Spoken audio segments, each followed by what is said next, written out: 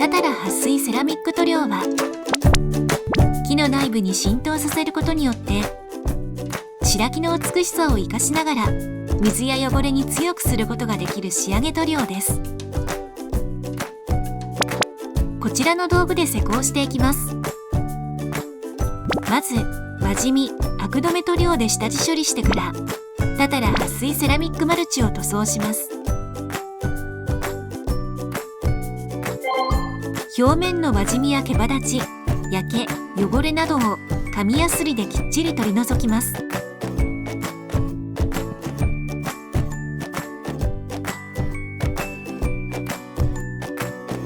木の粉が残らないように固く絞った布でよく拭き取り、しっかり乾燥させましょう。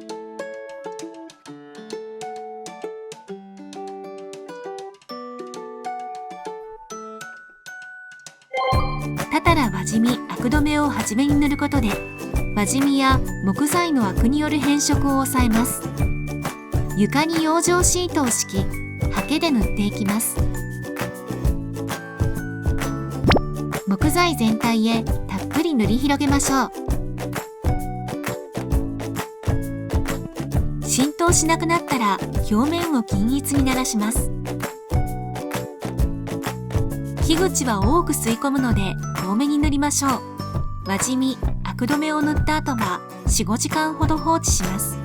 より長時間放置した方が輪染み性能は増していきます。シミが気になる場合は長めに放置しましょう。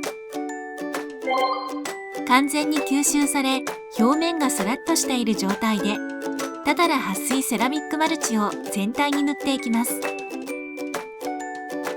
木に沈み込ませるように吸い込み度合いに合わせて塗ります。最初の1回は木材に塗料がどんどん吸い込まれていきます。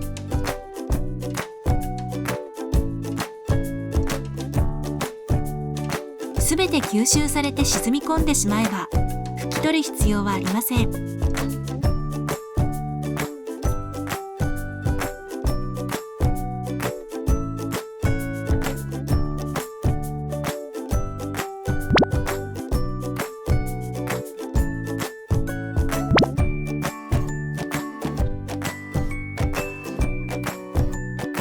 10分から15分ほど置いて浸透・吸収させます。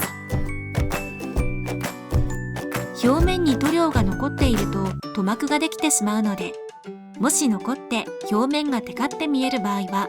整える程度に軽く布で拭き取ります。タタラ撥水セラミックマルチを同じように全体へ塗り重ねます。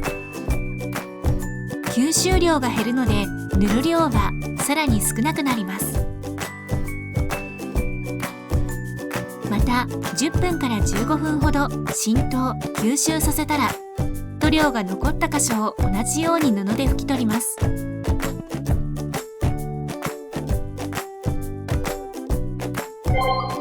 そのまま24時間置いた後、毛羽立ちなどのざらつきが気になる場合、極細目の紙やすりを木目に沿って軽くかけ、固く絞った布で拭き取ります。およそ1週間で浸透した内部のセラミック分子が完全に硬化して性能を発揮できるようになります。普段使用している中で輪染みや汚れがついてしまった場合は、その部分に極細目の紙やすりをかけて落としてから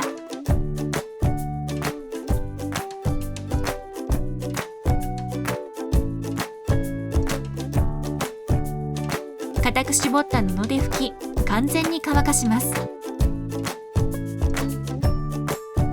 削った部分にタタラ撥水セラミックマルチを塗った後、